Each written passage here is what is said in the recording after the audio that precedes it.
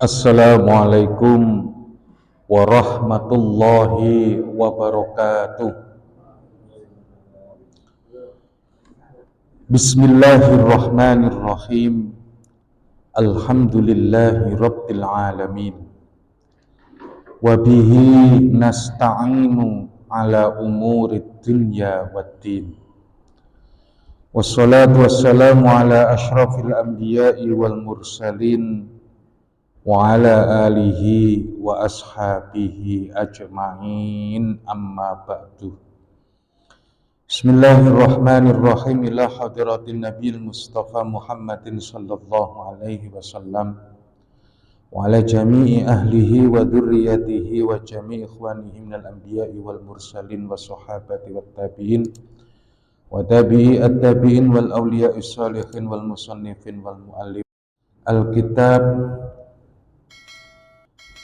Al-Munabbihat alal istidad liyaumil ma'ad wa syarihin nasoihul ibad wa huma li Syekh Al-Alama Muhammad li Syekh Syihabuddin Ahmad bin Hajar Al-Asqalani wa Syekh Al-Alama Muhammad Nawawi Al-Bantani Al-Jawi Asy-Syafi'i nafa'ana bi ulumihima fi daraini syai'ulillahi lana wa lahum wa lahumal Fatihah.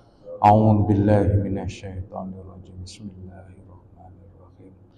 Alhamdulillahi rabbil alamin arrahmanir rahim maliki yaumiddin. Iyyaka na'budu wa iyyaka nasta'in. Ihdinas siratal mustaqim. Siratal ladzina an'amta 'alaihim ghairil maghdubi 'alaihim waladdallin. Berkata Ahnaf bin Qaisin radhiyallahu anhu, semoga Allah meridhoinya. La rohata, tidak ada ketenangan, lil hasudi, bagi orang yang dengki. Yang pertama, wala muru'ata, dan tidak ada rasa gengsi, lil kadubi, bagi orang yang suka berdusta. Wala hailata, dan tidak ada rekadaya, lil bakhili, bagi orang yang bakhil. Itu yang ketiga. Wala wafa'a lil muluki, dan tidak menepati janji yang ditepati, dan tidak ada janji yang ditepati, lil muluki, penguasa. Wala sa'uda li sayyi'il khuluqi, dan tidak ada ketenangan bagi orang yang akhlaknya buruk. Jadi ini yang terakhir, yang keenam, wala radda, dan tidak ada yang menolak, liqadaillahi, bagi ketentuan Allah. Ahnaf bin Qais berpesan, yang pertama, orang yang hasud tidak akan pernah merasa tenang. Yang kedua, orang yang berdusta pasti dia tidak bisa menjaga gengsi, tidak punya muru'ah, kehormatan diri. Kemudian wala khilata lil bakhil, orang yang bakhil kayak apapun itu nggak bisa menutupi kebakhilannya. Yang kelima, yang keempat, wala wafa'a lil muluki. Ini asik juga. Pokoknya orang yang berkuasa itu pasti bohong, nggak menepati janji. Terus yang kelima, wala su'uda, dan tidak ada orang yang terhormat, menjadi penguasa yang disegani, disayyi'il khuluqi, bagi orang yang buruk akhlaknya. Yang terakhir, wala rodda, dan tidak ada yang dapat menolak liqodo illahi, bagi ketentuan Allah. Itu 6 pesan Ahnaf bin Qais. Kemudian Imam An-Nawawi menyebutkan, qala Abdul Mu'ti As-Samlawi naklan an syaihihi Al-Badar. Abdul Mu'ti As-Samlawi mengutip dari gurunya Al-Badar bahwa yubla al-khasudu bi khamsatin. Orang yang hasud itu akan mendapatkan 5 cobaan. Yang pertama, husulud dammi lahu. Ia akan mendapatkan celaan. Wahazanun daimun, dan orang itu akan selalu susah. Ngelihat orang lain seneng, dia malah susah. Nggak seneng lihat orang seneng, kan gitu loh maksudnya. Wal ghulqu babit taufiqi alaihi, dan tertutupnya pintu taufik atas dirinya. Wa musibatun daimatun la ajra fiha, dan musibah yang terus menerus, yang tidak ada pahalanya. Mestinya orang sakit, orang mendapatkan kecelakaan, orang mendapatkan hidupnya susah dan sabar, itu dapat pahala, Pak. Orang itu kalau di usianya tua, diserang sakit, maka sering mengatakan sehatnya orang yang sudah tua. Kan ngomong kayak gitu. Ya, sakitnya anak muda, kan gitu kan. Maka kemudian kalau dia bersabar, maka ya dia diampuni dosanya. Terus kemudian apa itu kemudian yang menjadi wal ghadabu syadidi alaihi minallahi ta'ala? Maka orang tersebut selain itu juga akan mendapatkan murka dari Allah. Hasud itu penyakit hati, Pak. Hasud itu penyakit hati. Nah, penyakit hati itu bagaimana sih? Ya, tinggal bagaimana kita berdamai dengan diri sendiri. Apa sih hasud itu? Hasud itu kita itu berkeinginan saja sebenarnya, agar kenikmatan yang didapatkan oleh orang lain itu hilang. Nah, contohnya depan saya itu kemarin baru beli mobil, Pak. Mobilnya Expander. Nah, sementara masih saya Suzuki tahun 25 lagi. Nah, kemudian itu paling korupsi. Kan belum tentu juga sudah ngomong itu korupsi. Nggak bisa kayak gitu. Berarti itu hasud namanya. Ya. Terus kemudian mudah-mudahan kecelakaan loh. Kok nggak seneng lihat orang lain seneng itu loh, bagaimana sih? Lah itu namanya dengki gitu. Lah bagaimana kemudian cara menyelesaikannya? Cara menyelesaikannya adalah berdamai dengan diri sendiri. Maksudnya apa? Allah kalau menghendaki seseorang mendapatkan karunia-Nya, ya dia diberi. Ya alhamdulillah tetangga kita sudah beri mobil, Maka kalau ada apa-apa nggak ngerepotin kita, loh kan enak kayak gitu. Oh, mereka sudah bisa setara dengan kita, alhamdulillah. Jadi dia nggak sungkan lagi sama kita, nggak nunduk-nunduk. Nah itu menghilangkan hasud, ya kan? Akan membuat tenang. Alhamdulillah, tetanggaku punya mobil. Nanti anaknya kalau nyoret-nyoret itu bukan mobil saya yang dicoret, jadi mobilnya sendiri. Lah kalau mobil saya yang dicoret-coret, apa ya nggak kemudian ke asuransi atau kemudian ngecatin ulang.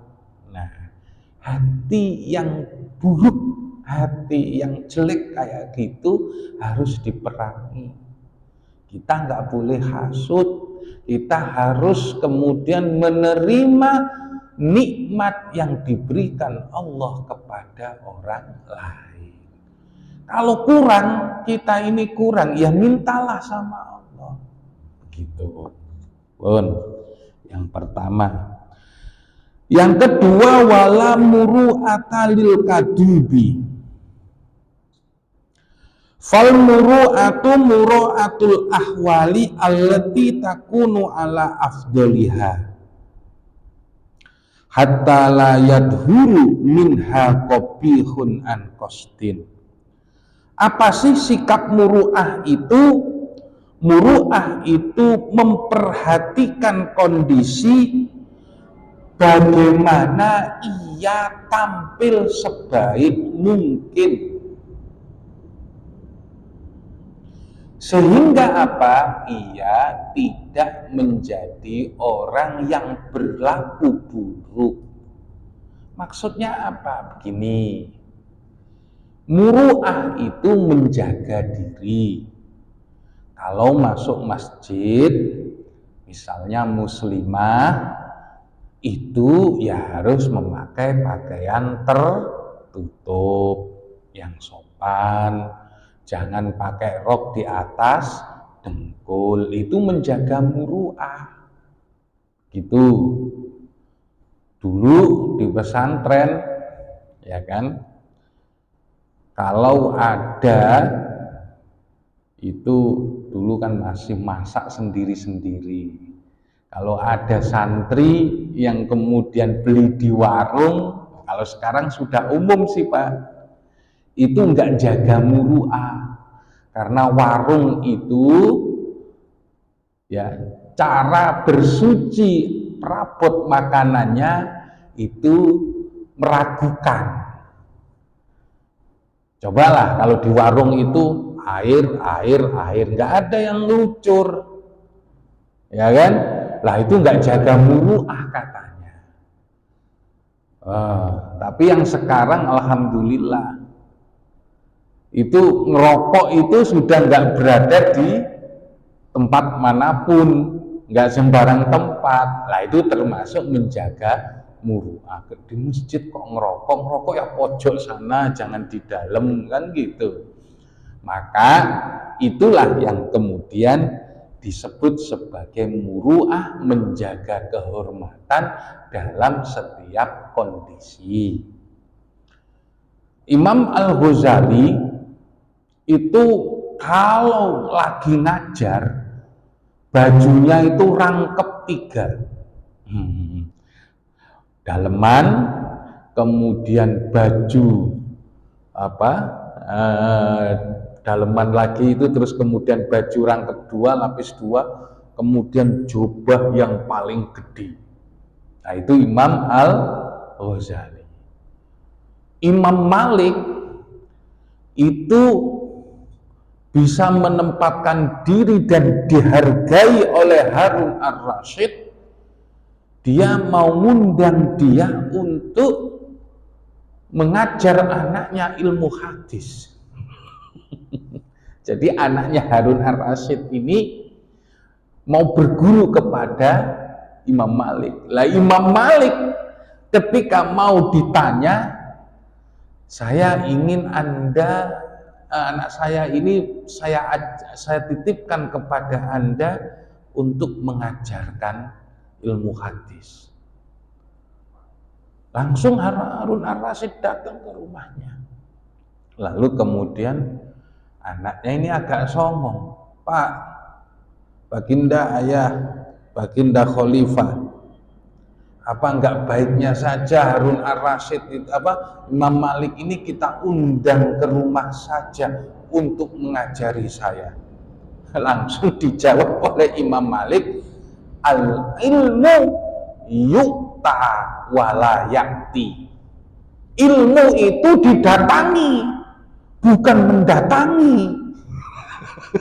Langsung setiap harinya anaknya Khalifah itu pergi ke majelisnya siapa? Imam Malik. Lah dia bisa menempatkan ilmu kan gitu. Nah, apakah ya kemudian harus seperti itu? Tidak. Nabi itu pernah ke Taif. Kenapa itu?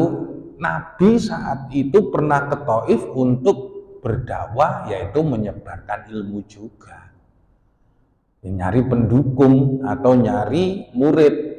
Tapi pada kenyataannya ketika ilmu mendatangi mereka, mereka malah ingkar. Loh.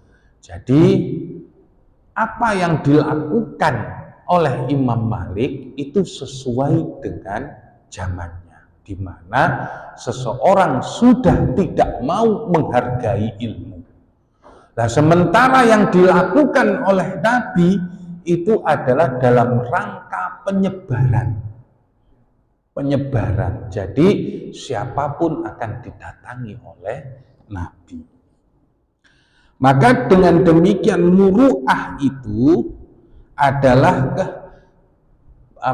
sebuah benteng bagi kedustaan. Maksudnya orang yang berlaku muru'ah, mampu menjaga diri, pasti dia tidak bisa berbohong. Gitu. Maksudnya tidak berbohong bagaimana? Begini, karena dimanapun dalam sebagian besar kehidupan kita ini, orang pembohong itu tidak dibenarkan. Tapi ada enggak bohong yang benar? Ada, Pak. Ingat-ingat ya. Jadi bohong itu boleh dalam 3 hal. Bohong itu boleh dalam 3 hal. Yang pertama, perang. Perang itu tidak ada perang. Yang pertama perang. Yang kedua, mendamaikan orang. Yang ketiga, berbicara kepada istri. Ingat-ingat ini untuk laki-laki aja, Pak ya. Yang terakhir tadi ini. Mohon maaf ya, biar kemudian kita ini rukun sama istri, gitu loh. Yang pertama adalah perang. Yang kedua adalah mendamaikan orang. Yang ketiga, ngomong sama istri. Kenapa itu? Ya, yang satu pertama jelas. Al-harbu hudnah. Al-harbu mukhodah. Apapun ketika dalam perang, selama tujuannya untuk mengalahkan musuh, kecuali dalam hal yang dilarang oleh syariat, itu boleh dilakukan, termasuk berbohong. Nipu musuh itu loh, bohong itu kan sama dengan bohong kan, gitu. Nah, yang nggak boleh apa? Yang nggak boleh itu motong pepohonan, kemudian mengebom masjid, mengebom biara, mengebom gereja, itu nggak boleh dalam perang. Versi Islam loh, versi Islam. Nggak boleh kemudian membunuh anak-anak yang belum balik, begitu. Yang kedua, mendamaikan orang. Ada orang nih lagi tempur, ya kan? Lagi kekerasan sebenarnya sih, atau suami istri lagi lagi berantem. Nah, Caranya bagaimana? Sebenarnya istrimu itu masih sayang sama kamu. Kalau malam itu nangis-nangis kan gitu.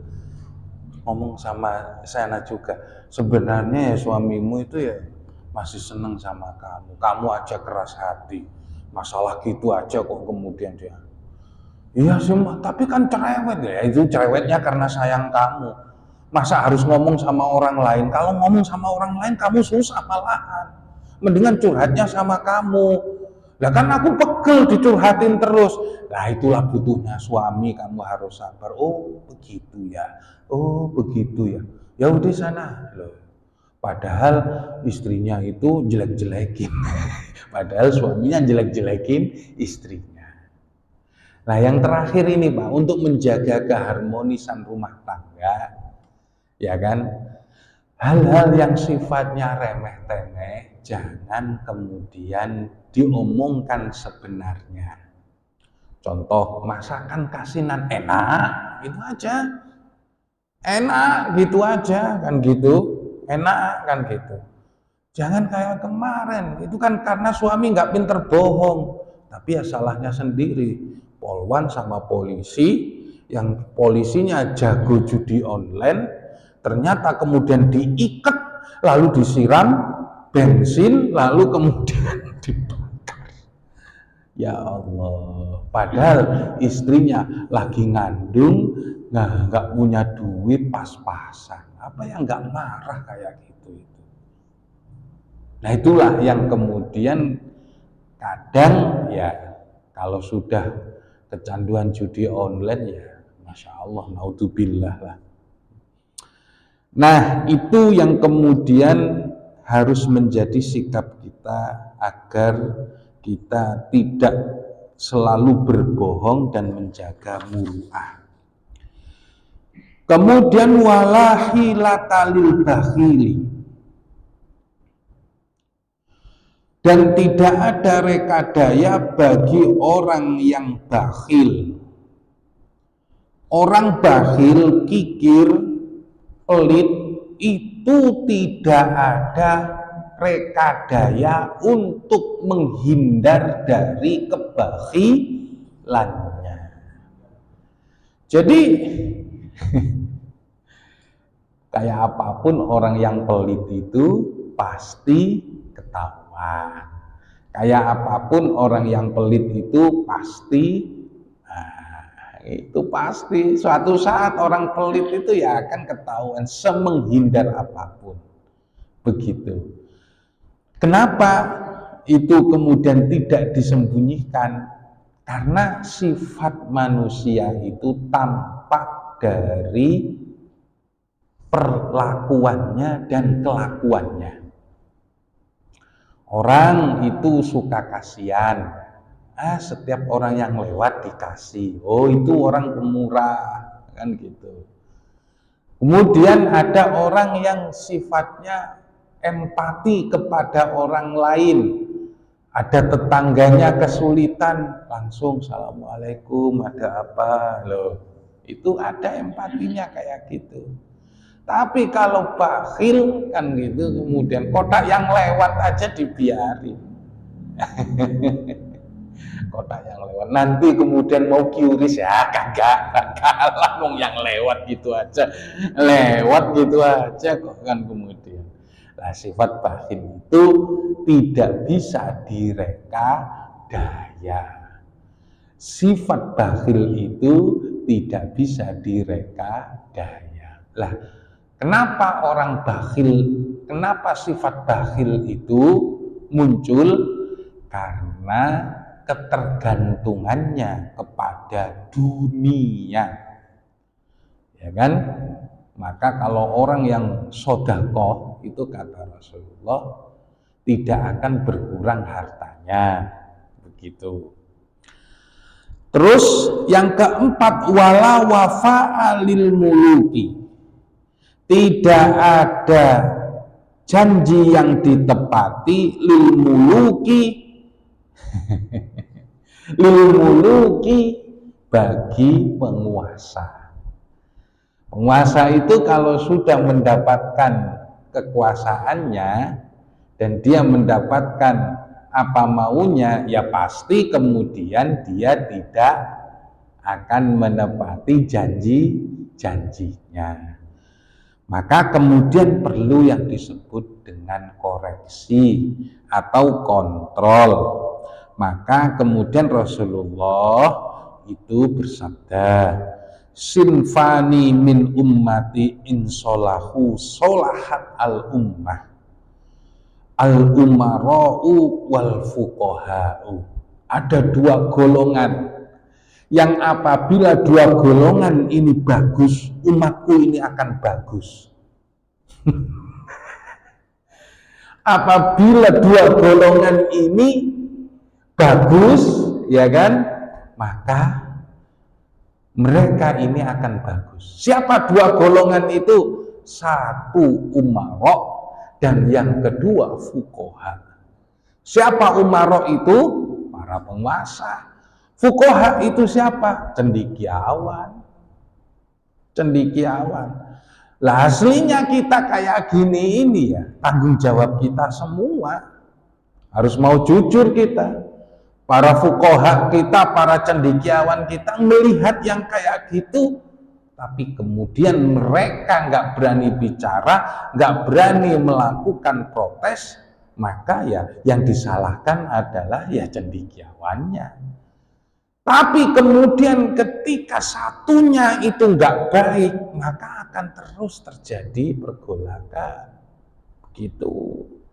Maka harus ada keseimbangan. Fuqaha, cendekiawan itu mengontrol, kemudian umarok itu menjalankan roda pemerintahan.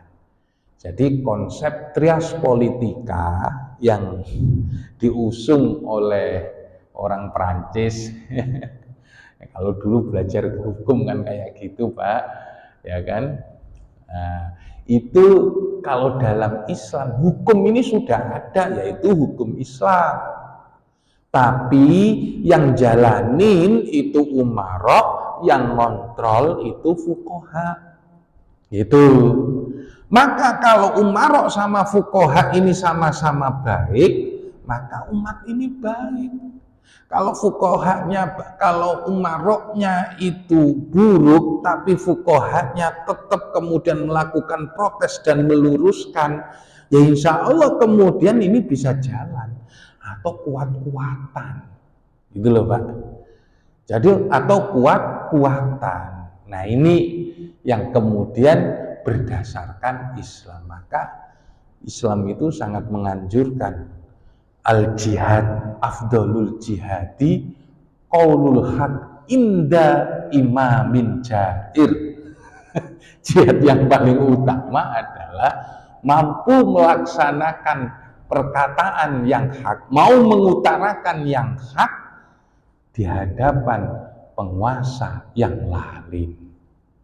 Nah ini yang kemudian sekarang ini ada di antara para fuqaha kita, para ulama kita yang kemudian membuat podcast dan tidak hentinya melancarkan kontrol alias kritik terhadap para umarok begitu. Dan ini akan terus sampai yaumil kiamah.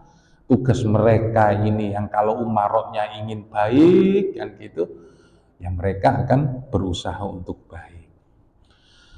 Kemudian selanjutnya adalah wala sa'uda lisayyi'il khalqi. Tidak ada orang yang mampu menjadi pemimpin apabila ia buruk akal, buruk akhlaknya. Jadikan pemimpin kok kemudian ngamuan, marahan, salah sedikit anak itu dimarah salah sedikit anak buah dimarah-marahin, ya untung nggak dibales gitu aja sama anak buahnya, ya syukur kan gitu. Nah bagaimana sih kemudian pemimpin yang baik? Pemimpin yang baik adalah orang yang mampu mempersuasi. Mempersuasi itu apa? yang memberi dorongan kepada anak buah untuk melakukan tugas sesuai tupoksi. Begitu diserahi untuk menjadi pelaksana lapangan. Kamu nggak bener kayak gitu, jangan kemudian melakukan ini dan itu nggak tepat tempatnya itu. Padahal ya ada perkataan yang lebih halus. Kayaknya ini kurang pas deh di sini. Soalnya nanti di sini banyak orang lewat itu. Nanti kemudian malah keinjek-injek. Coba deh agak ke sini, agak mojok sana. Gimana kan gitu. Nah, hal yang semacam itu kemudian tanpa memperbuat menyinggung orang, maka kemudian orang tersebut akan menerima pendapat kita. Begitu. Maka wa khaliqin nasa bihulukin hasanin. Pergaulilah manusia orang dengan akhlak yang baik. Itu pesan Rasulullah kepada Mu'ad bin Jabal yang sifatnya masih muda dan diutus ke Yaman, sama kepada Abu Dar al-Ghifari, orang yang tua yang keras kepala. Mohon maaf, Rasulullah itu punya sahabat namanya Abu Dar al-Ghifari, tapi dia pernah menyiksa budaknya. Sampai-sampai Rasulullah itu, nanti kalau budakmu itu jadi penguasa, kamu loh yang ditindas. Begitu. Wa khaliqin nasa bi khuluqin hasani. Begitu. Yang terakhir, wala radda liqada'illahi, dan tidak ada yang menolak terhadap ketentuan Allah. Jadi percaya kepada takdir manusia itu tidak, takdir manusia itu tidak ada yang dapat menolak. Mau kaya, mau miskin, mau bahagia, mau melarat, atau mau susah di akhir hayatnya atau di awal hidupnya, itu tidak ada yang dapat menolak. Tapi bapak-bapak yang dimuliakan oleh Allah, yang perlu digarisbawahi, takdir itu misteri. Jadi apapun kondisi kita, sebelum kita terpenuhi takdirnya, maka kemudian kita terus dipacu hingga sampai takdirnya. Misteri, Pak. Saya yang kayak gini gendut itu, takdir Allah ini. Tapi siapa tahu besok kurus, itu ya juga takdir Allah. Lah itulah misteri, kan gitu, Pak. Jadi jangan menyerah sama takdir, kan gitu. Lah terus apa maksudnya? Ya takdir itu yang sudah kita lakukan. Besok makan apa itu misteri. Besok makan bubur atau gorengan atau nasi uduk itu misteri, Pak. Misteri. Jadi jangan pusing-pusing melakukan takdir. Yang penting itu amal. Lah suatu saat kita dijadikan oleh Allah orang yang bahagia, selamat atau kaya, alhamdulillah. Loh itu saja masalahnya. Jangan sampai kita kemudian takdir sudah kayak gini, mau diapain lagi, nggak bisa kayak gitu. Maka ya harus terus berusaha. Wa qul malu fasayarallahu amalakum wa rasuluhu wal mu'minun. Hai Muhammad, katakan sama umatmu itu loh, amal aja kamu, usaha aja. Allah akan melihat, orang-orang mukmin dan rasulnya juga akan melihat. Wallahu a'lam. Mungkin ada pertanyaan, silakan. Monggo. Wakil tadi Ustaz. Jadi contoh ada 4 orang beradik kakak yang dari secara kehidupan, yang satu misalnya pas-pasan, yang kedua lebih sedikit, yang ketiga lebih lagi, yang keempat ini lebih. Kalau ada sesuatu yang harus dibiayai gitu kan, Nah, yang kaya ini selalu pengennya tuh bagi rata tanpa melihat kondisi yang lemah, sedang, semacam. Jadi dia hanya pokoknya bagi rata aja dia, tapi dia selalu mengasih gitu. Dia bukan tidak kasih, tapi apakah itu kriteria bagi juga? Jadi dalam konteks mempersamakan porsi, mempersamakan porsi itu pertama begini, orang boleh sodako itu kalau ada sisa. Saya ulangi lagi, orang boleh sodako kalau ada sisa. Kewajiban adalah menafkahi diri sendiri, baru kemudian keluarganya. Kalau ada sisa itu yang disodakokan. Maka ketika seseorang menyamaratakan dalam keluarga, apa itu kemudian tidak menzolimi kepada keluarga yang lain, itu saja masalahnya. Maka kategori yang seperti itu bukan bakhil tapi dolim, Pak. Kenapa? Porsi seseorang itu berbeda satu sama lain. Lah lawannya adalah adil. Lah adil itu adalah, maka kalau saya, Pak, ngasih anak saya yang masih kelas 5 SD 10.000, Pak. Tapi anak saya yang sudah kelas 1 SMA, apakah harus dikasih 10.000 uang sangunya? Pulangnya jam 4 sore? Nah itu kan gak adil namanya. Yang benar itu adalah kalau anak saya SD 10.000, mungkin untuk anak saya yang SMA itu mungkin sampai 30.000. Nah, itu pelaksanaannya adalah apa? Adil dan dolim.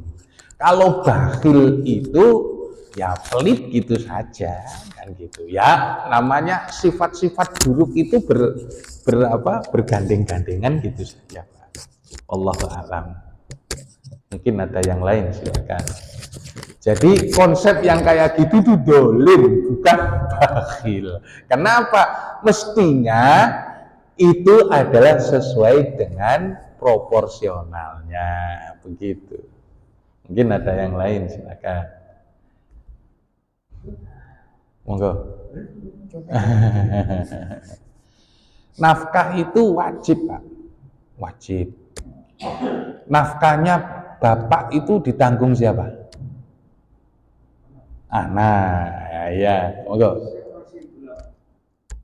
Misalnya gini, dia ngajak makan gitu. Tapi patungan ya. Yang diajak ini kelasnya kan apa namanya, disebutlah bukan mereka teman atau orang macam. Sehingga dia lu boleh banget, lu kan kita bilang begitu ya. Kalau dilihat dari kekayaannya dia, betul. Itu maksud saya. Ya. Nah, kalau status apa konteksnya yang ditanyakan seperti itu, maka itu bakhil, gitu loh. Bakhil, mestinya dia itu mampu untuk membayar kita, kan gitu loh. Bahkan duitnya itu berlebih, tapi diajak makan ke warteg kan gitu. Mohon maaf kan gitu kan. Ya, yang pantas lah. Gitu. Maka kalau orang yang bakhil itu kemudian nggak tahu malu, Pak, maka disinilah disebutkan. Iya kan. Jadi maksudnya mestinya itu diajak paling enggak ke warung Padang, mahkota lah paling enggak kan gitu. Tapi kemudian warung diajak ke warteg yang kemudian proporsinya enggak lebih dari 15.000. Nah itu baru bakhil itu. Berarti dia minta patungan dan menunjukkan bakhil. Bakhil.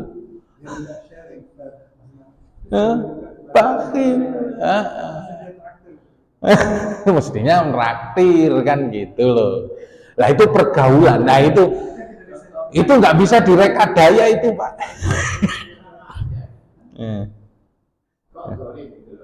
Oh kalau yang tadi dalam 4 tadi, dalam pembagian porsi ada yang mampu, ada yang kurang mampu, ada yang hanya mampu sekali, ada yang tidak mampu. Enggak, maksudnya tadi itu sebenarnya orang berarti kakak 5 orang. Nah, Jatuh sakit. Yang satu jatuh sakit. Yang nggak mampu. Yang nggak mampu ini ada 2 orang. 2 orang. Sama kan? Yang nggak mampu dan sedang. Nah, pada saat pembiayaan itu si yang mampu ini yang punya dari situ dia hanya bagi rata aja.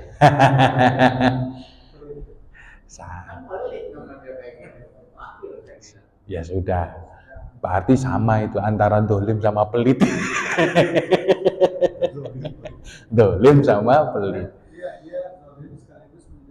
Pelitannya, iya gitu.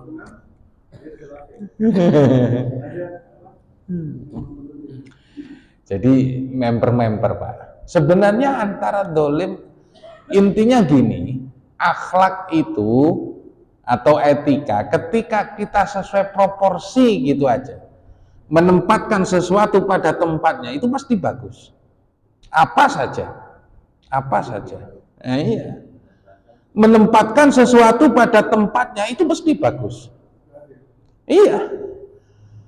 Ya termasuk kemudian waktunya jujur kita bohong. Lah itu kan sebenarnya waktunya bohong kita jujur itu malah nggak bagus kan gitu. Karena mungkin di tiga kesempatan tadi kan ya. Ada misalnya perang itu nggak boleh lugu-lugu, kalau nggak kalah terus. Kan pahlawan kita kan banyak yang ditangkepin. Kan gitu kan, karena terlalu lugu kan gitu, padahal ya mereka itu ingin menghabiskan kita kan gitu. Nah itu kaitannya dengan masalah akhlak kan gitu. Nah termasuk diantaranya adalah ngalah itu Islam. Di Jawa itu kalau di dalam kamus bahasa Kawi itu nggak ada kata kalah, menang atau mati, begitu. Jadi kalah itu ya berasal dari sulhu, damai. Artinya ya wis gak apa-apa, kan gitu saja, wis gak apa-apa, ini aja yang kemudian diterima, yang penting kamu sama-sama baik kan gitu. Nah itu konsep Islam itu sulhu itu, yaitu ngalah itu. Nah, oleh para ulama dimasukkan ke dalam Indonesia. Kenapa? Karena 8 abad itu Islam nggak berkembang di sini Pak. 8 abad. Jadi Islam masuk tahun 40 Hijriah ke Indonesia. Itu sudah ada kuburannya di Leran, Gresik, Fatimah binti Maimun. Itu nggak berkembang hingga sampai kemudian runtuhnya Majapahit. Abad ke-7 sampai ke abad 12, 5 sampai 8 abad ini nggak berkembang Islam di sini. Akhirnya muncul yang disebut dengan dakwah melalui bawah, yang ngalah aja kan gitu. Akhirnya diterima oleh masyarakat. Wallahu a'lam bissawab. Subhanakallahumma wa bihamdika asyhadu an la ilaha illa anta astaghfiruka wa atubu ilaik. Assalamualaikum warahmatullahi wabarakatuh.